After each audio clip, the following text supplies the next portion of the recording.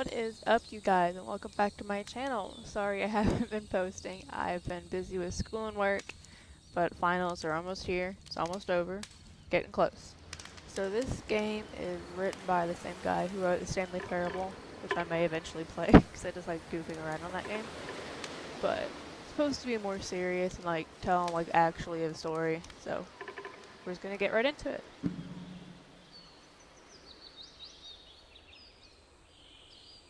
Audio is on. I know I can hear the birds chirping.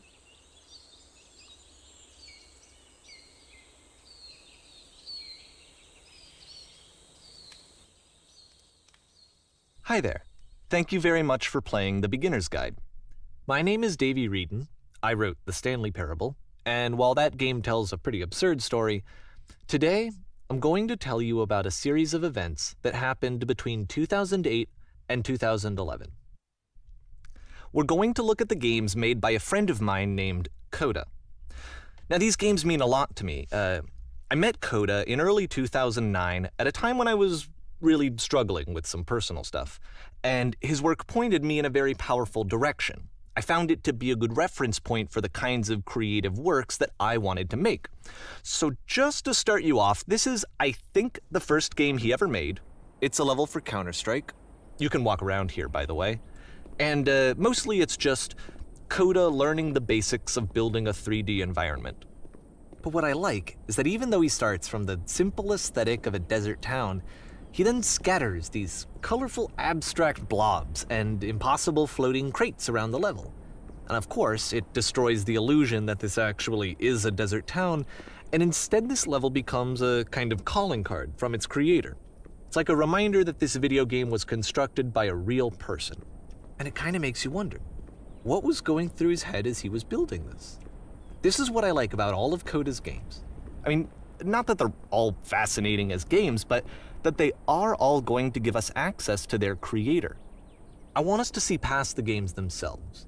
I want to get to know who this human being really is. And that's exactly what we're going to do here. So, it's 2008, Coda starts making these games, and he never releases any of them. He doesn't put them onto the internet, he just makes them and then immediately abandons them, and they sit on his computer forever. And I think he really understood this image of himself as a recluse. At one point he jokingly renamed his computer's recycling bin to Important Games Folder. So, you know, this was just how he worked. He tended to crank them out one after the other without even really pausing to try to understand what he had just made, until suddenly one day he just stopped. In 2011, that was it. He made his last game, and then he hasn't made another one since. And that's why I've taken this opportunity to gather all of his work together, is because I find his games powerful and interesting, and I'd like this collection to reach him, to maybe encourage him to start creating again. And if the people like you who play this also happen to find his work interesting, then I'm sure it'll just send that much stronger of a message of encouragement to Coda. So thanks for joining me on this. If you have a particular interpretation that I haven't mentioned here, or if you just need to get in touch, you can email me at daveywreden@gmail.com. Okay, that's about it for introduction. All right. Let's take a look at Coda's first proper game. As each game is loading, I'll show you the date that it was completed. This first one was made in November 2008. God, this is a white room. Okay, I got a gun. Shift destruction. Whisper machine. This game is called Escape from Whisper, and it's one of the more generic games you'll see from Coda. Go that way. So. That sounds really loud. I don't know if it is or not, but. We're gonna turn it halfway. Continue.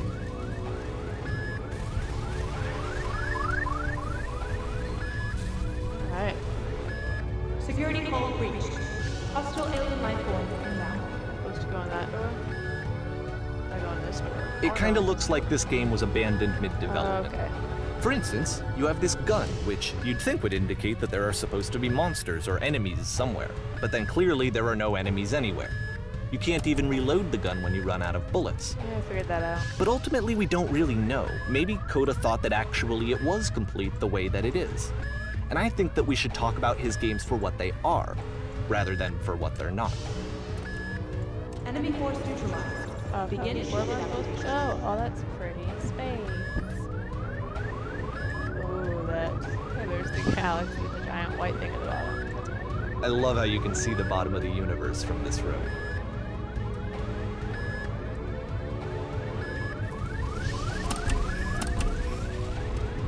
So I'm out of ammo and a maze. Apparently, this space station has a labyrinth on it. Sure, I don't know. There's really no reason for it that I've ever been able to discern, so in the interest of time, I'm just gonna skip you on past it. That's no fun. Was I in the right area? I think I was in the right place. Okay, this is the part that's interesting. I'm The game has this room. narrative about the whisper machine and how it has to be turned off, and then you get to the engine room. Am I in the engine room? I'm in the engine room. Hey, you there, in the engine room. You could save us all. That beam is powering the whisper machine. We could disrupt it by introducing a great enough heat signature. If your body could stop the beam. I'm gonna kill myself. Gotcha. It's so much to ask, but for all of our lives, would you do it? Could you give yourself? Let's do it. Let me pause here for a second. What you just experienced, stepping into the beam and then dying, is probably what Coda had initially intended when he was developing this level. But when he first compiles and plays it, something goes wrong. There's a bug somewhere. And this is what happens instead. Did he fix the game? Oh. Oh no. Oh. Hello. Hey, there's the maze I was just in.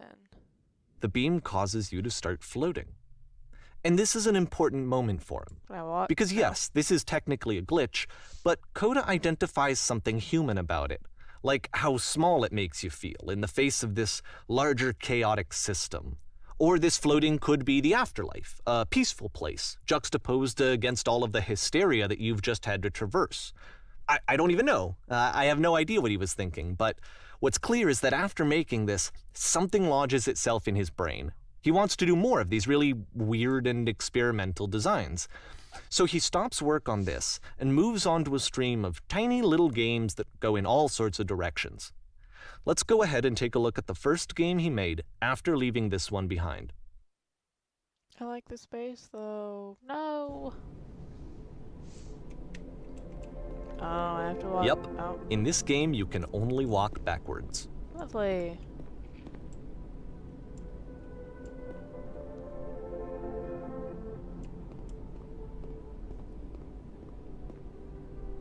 Still going? Hey. Oh, okay. So it's a short and relatively minimalist experiment combining motion and narrative. It is less advanced than the previous game, but actually it seems to be more focused, more complete. Coda's trying to give it a unique voice rather than simply basing it on a pre-existing trope. Everything becomes clear when she stops and looks. But the future is always behind her.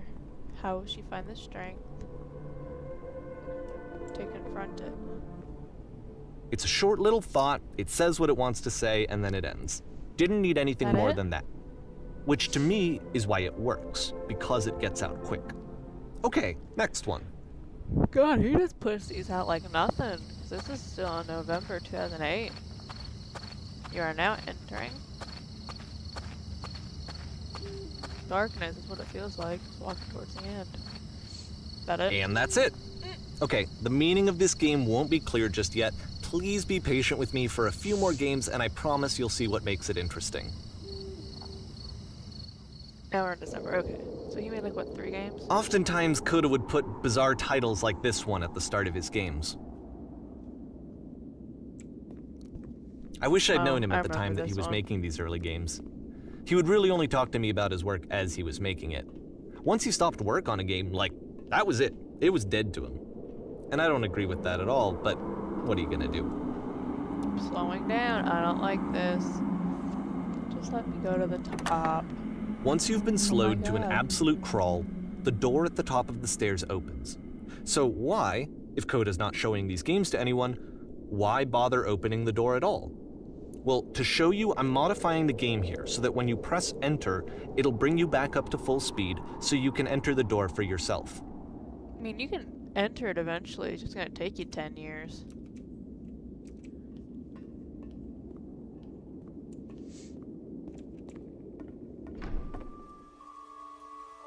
Stand under an X at a bear for 3 hours. A game of only posters and concept art showing you what the game intended to be. Run a shop, besides your own body, selling your organs strategically to make the most money. A before you room that's die. warm and nice and filled with little ideas for games.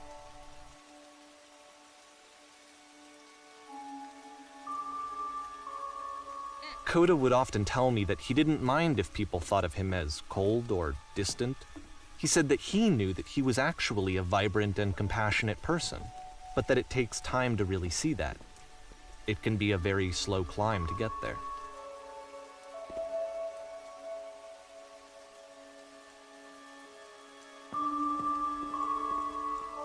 This is a lot of like nonsense stuff. It's not even like an actual game. Like, ready, set, fish. I'm feeling it. Ooh. Doesn't have to do with fishing.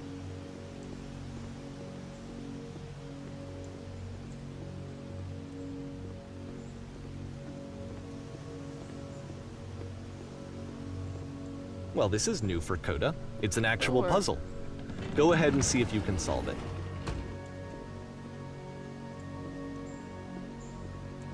Is there another switch in here?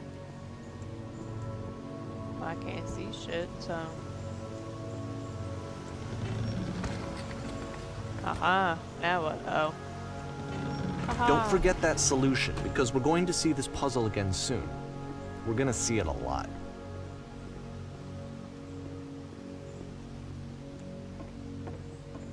Now we're in a room with nothing. So that seems to be it, right? Wow. You walk down a corridor, you solve the puzzle, you get to the end.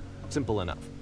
All right, now I'm going to modify the game again so that when you press enter, it'll remove all of the walls from this room. Are you back in the galaxy?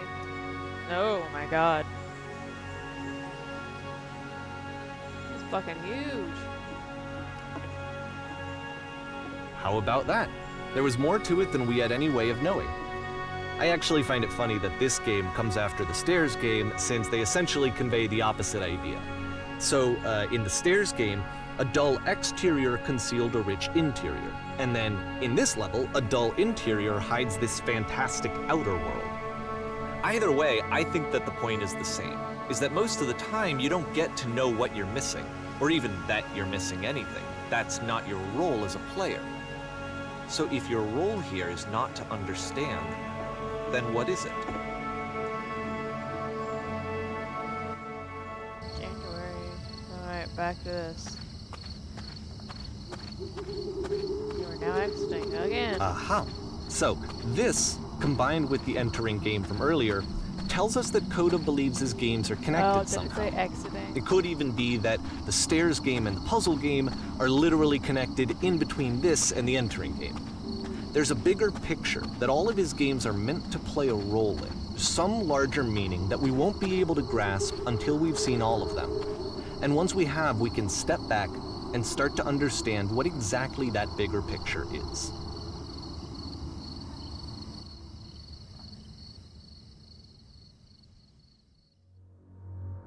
Great, lovely, okay.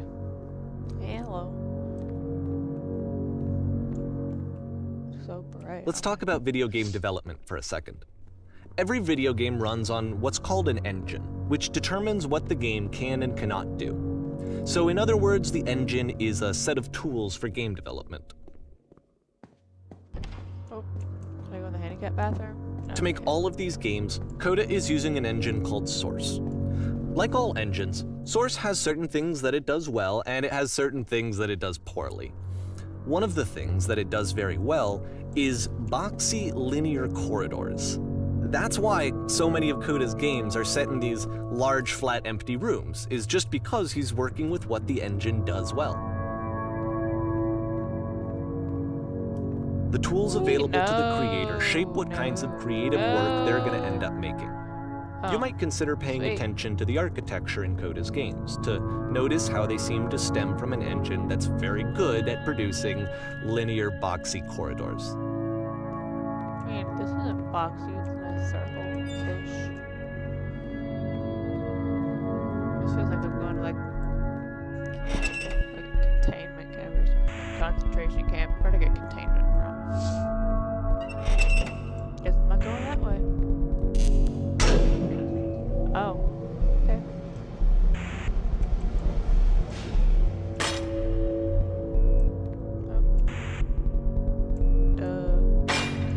Oh, This prison, funny enough, in Coda's original design, the doors stayed shut for a full hour before letting you go. If you don't mind, I think we're gonna skip that. Thank you, appreciate it. If I can get fucking out. This is something that he and I used to argue about a lot. You know, whether a game ought to actually be playable, whether it means anything if no one can get through it. And I would always defend that, you know, all this work goes into the game, why not make it playable and accessible? And so we just got into heated arguments over it, and there was one time that after one of these conversations, he went home, and a day or two later, he sent me a zip file entitled Playable Games that was full of hundreds of individual games, each of which was just an empty box that you walked around in and nothing else. Believe me, I played every single one of those just to find out if there was like a gag hidden somewhere. There wasn't. There was not.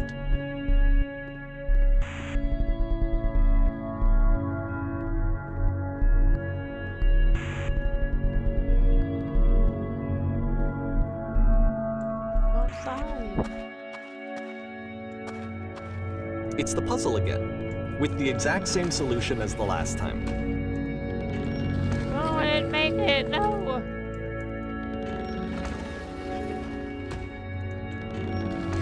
Oh my god. What am I doing wrong? Come on.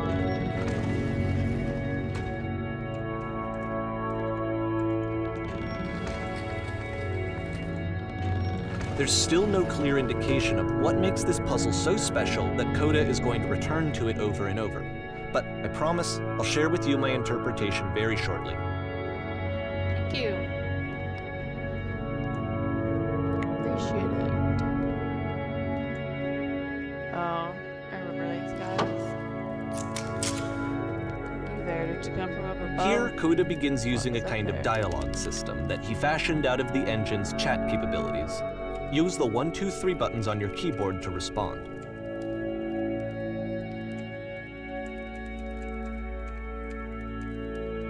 Guess I have to use those. Cool. How is this important? Did you have to go through a puzzle with 2 doors and 2 switches? Yes, I did. How you solved it? Tell us the other side. How to get to the other side? I don't remember. Yeah, you do. I didn't solve it. Someone let me in. Trust me, you don't want to go there. It makes it sound like a bad place. We need to get there. Do you understand? It's the most important thing in the world. We have to escape this prison. There must be an ending. I promise you, there is nothing I want more.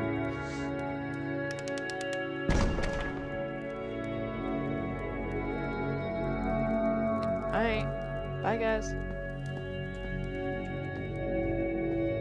Oh, JK. Hello there. Was there mostly in the past there? Yes. You want to know how to solve it? No, we've actually found the void space between the doors far more interesting. Have you seen it yet? Yeah, I've like the darkness. You'll see it again soon.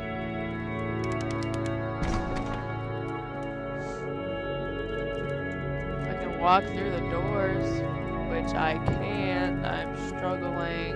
There we go.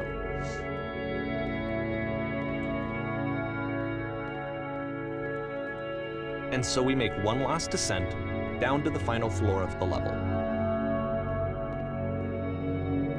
Am I gonna go talk to those guys again? No, this is the light pole, lamppost.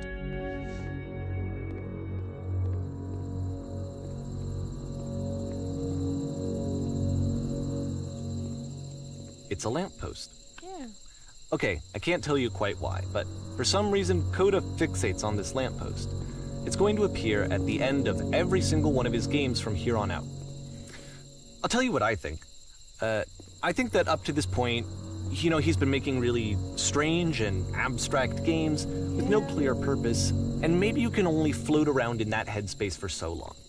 Because now he wants something to hold on to. He wants a reference point. He wants the work to be leading to something. He wants a destination, which is what this lamppost is. It's a destination. We're going to see it in the work as well. His games are just going to become a lot more cohesive, a lot more fully developed, with more of a clear idea behind them. And as we go, that idea will get clearer and clearer and clearer.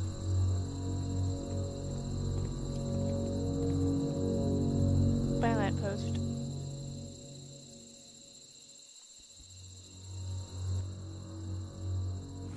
"2009. This game is connected to the internet. As you walk around, you can leave notes. Others were left by other players.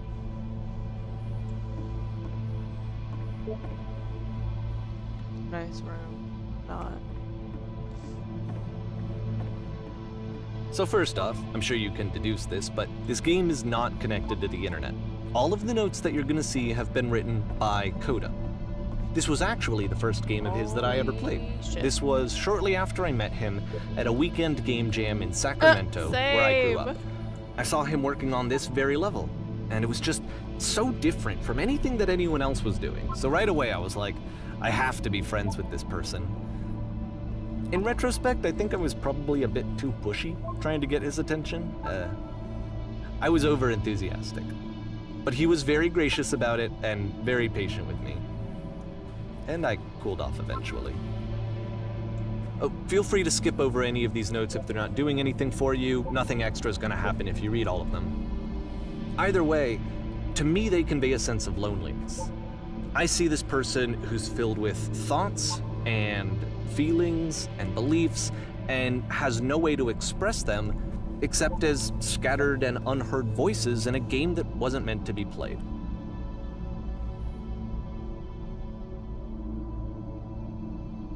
But it's ironic, isn't it, that in playing this game and seeing how alone Coda often felt, that we get to know him better and actually kind of connect with him.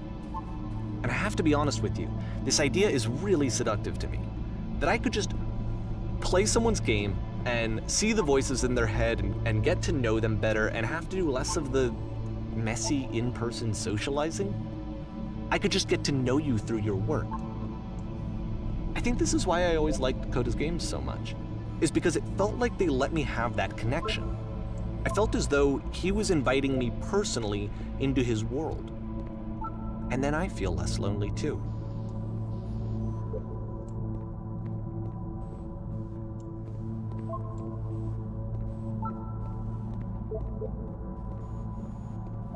There's so many notes. Like, why did he leave so many? Half of them are just like Saturn, like cabbage shapes our nation. And then there's that. Hey, don't talk about me that way. I don't think I'm doing this. What? I think I'm not. This is not going anywhere. I need to talk. I need someone to talk to. This is a no. Don't listen to the other notes. I'm not safe. It's pretty. Painting. What does it mean? Whoever made this has issues. Who are all of you? Pretentious and you all suck. Lovely. There's no one playing it, Coda. That's the thing. It's just you at the moment. Well, I'm here now. Yeah, we're all here. There must be a reason for it, though. His terrible secret. He kept it well. I beat the game, I did. At the end of this level, we're going to see the puzzle again. And here, I'll tell you what I think the puzzle means. I have to walk down. Each of these games represents an idea that was on Coda's mind at the time that he was making it. And the puzzle is a way of closing the door on a previous chapter of his life before moving on to the next one. In each of his games, after exploring a theme that, he might find difficult, Coda can then place this puzzle that he knows has a reliable solution, he understands exactly how it works, and so it gives him a simple mechanism for moving on.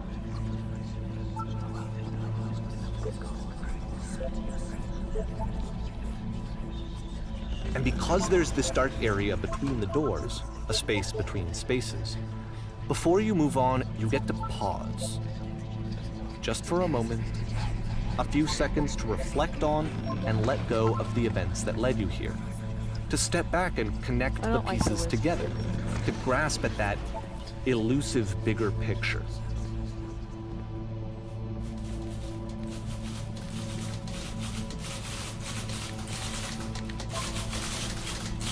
How do you understand? There's that map. Yeah.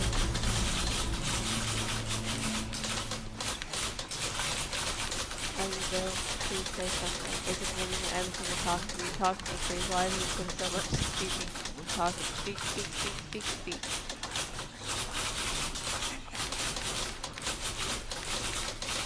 Oh, this is hard. What a butt?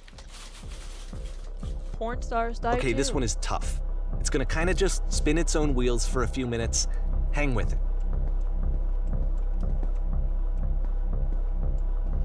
I want to touch the well.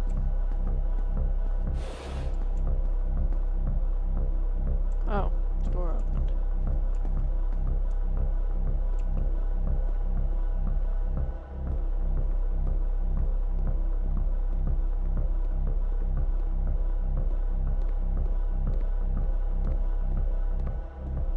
Am I going outside to the well? Am I? Oh, I'm inside See, like, this is the it, well. the whole game. And there's nothing that's particularly interesting about it. You just walk to the end of a hallway. Except, for some reason, Coda gets really fixated on this prison that has all of this modern furniture. And I don't know why, but he decides he needs to revisit this prison. He's gonna start over, use the same assets, turn it into something else. Okay, cool. Here's version 2. There's nothing here. What furniture ought to go in the center of the room? Ooh. Refrigerator. That's not a refrigerator.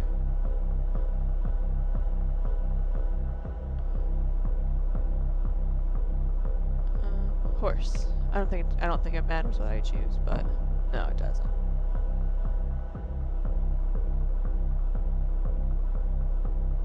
Tesla coils.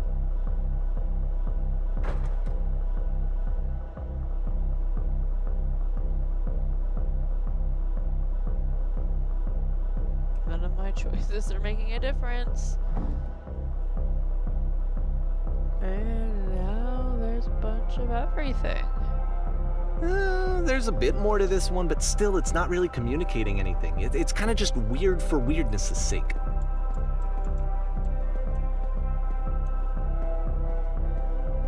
So okay, he throws it out and starts over. This time he comes at the prison idea from a different direction.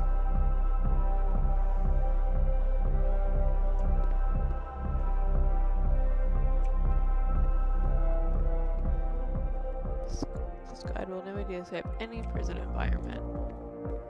Follow the instructions, remember each step. First, click on this table. Photo frame. Turn it slightly. Floor layout.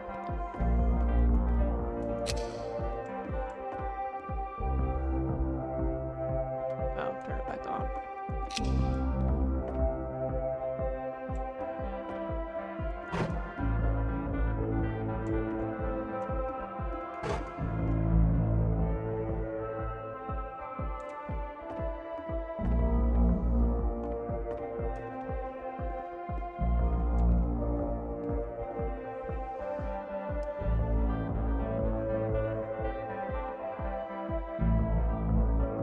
And of course, now the table is gone and you can't begin the chain of events to escape.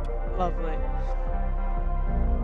Here's a version where there are no bars, but you can't actually get to the well.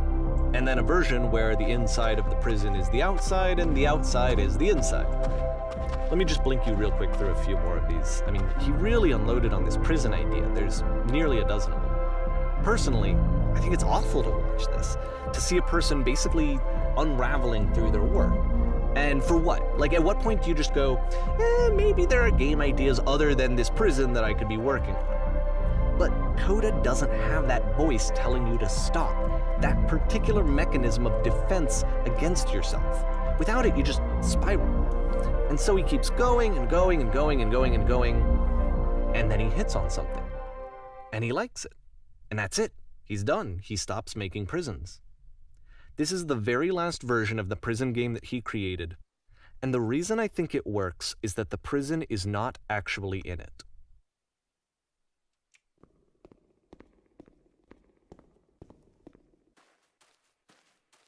I like the sound of the footsteps, how they changed from hard to soil.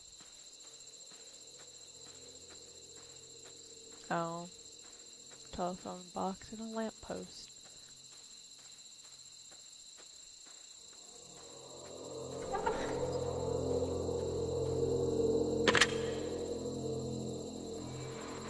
Hello?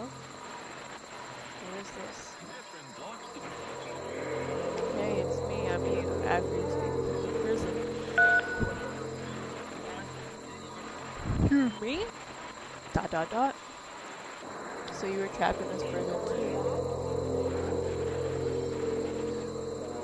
It's a conversation. I don't And so think this is what Coda wants, is to be able to talk to someone, to share what's on his mind, and to get some good advice from someone who knows. glad they get out eventually. But the irony is that What's even it in like this to scenario, escape? you're still talking to yourself. You know, all of these games so far are Coda talking to himself. Being a new person. Why, was there anything about it that made you feel good about being here sucks? I knew my place. I knew I belonged there. I didn't belong there, but I knew that what was there was there. It's comfortable, but it's inhuman. I couldn't live this way. You don't need to live there. You just have to be patient. You'll get out eventually. Obviously, because I'm here. Wait, if you're me, then what did you get up off another version when you were trapped? No, I think I'm the first person to call back. Like, can you tell me how to get out? Maybe I can come find you. What do I have to do? Tell me how you feel right now. What? That will free me? How does that work? Just tell me how you feel, just do it. Okay, I feel afraid that nothing will ever change.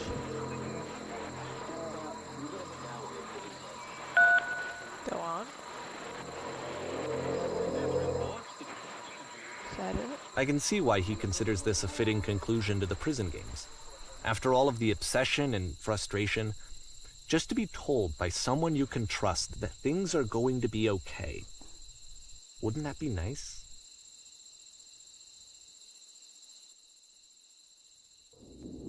So what would it look like if Coda wanted to make a game about talking to someone other than himself? Alright, well, I'm gonna end this episode here, and we will start with this, looks like a giant Winter Wonderland. So I hope you guys like this episode of The Beginner's Guide, and I will see you guys in the next video.